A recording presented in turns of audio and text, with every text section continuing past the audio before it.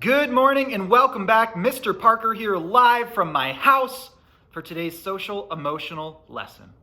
Please remember to subscribe, like, and comment below.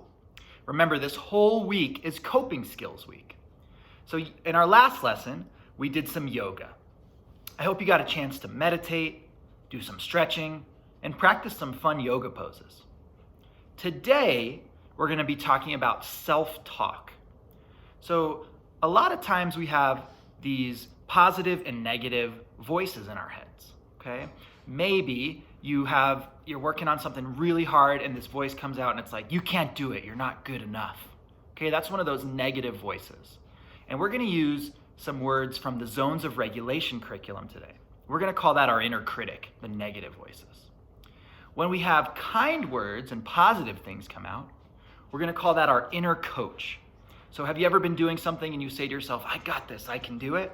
That'd be that inner coach.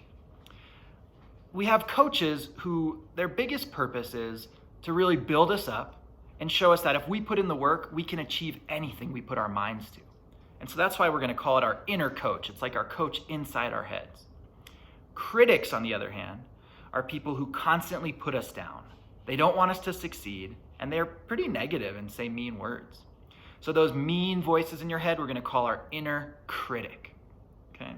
So for today's lesson, I want you to think about some positive phrases you can practice and really teach your inner coach. Things like, learning is a challenge and I grow from challenges. Or maybe I don't know how to do something yet, but I'm practicing and learning, okay? So I really want you to practice positive things that you can say for your inner coach. The other thing I want you to do is think about, because that inner critic is going to come out. They always have a tendency to come out, even as adults. And so we want to think about what are things we can say to our inner critic to make sure they don't bother us, they don't get us off track. So you could practice saying things like, get out of here, you inner critic, or I know I can do it, I'm hardworking, I'm smart, I can do this, okay? I'm going to give you an example of inner coach and inner critic. So I've been practicing my guitar to sing our songs. And my inner critic comes out. My inner critic says, Mr. Parker, you're not good enough. You're going to mess this song up. And I start to get a little off track and I can't practice as well. But then my inner coach comes out, says, we can do this. You've been practicing really hard. I say, yeah, I can do this. Get out of here, inner critic. So those are the things I want you to practice at home. Kind words to tell yourself for your inner coach, and things to say to that inner critic when they pop up and try to get us off track. So now we're going to do our song.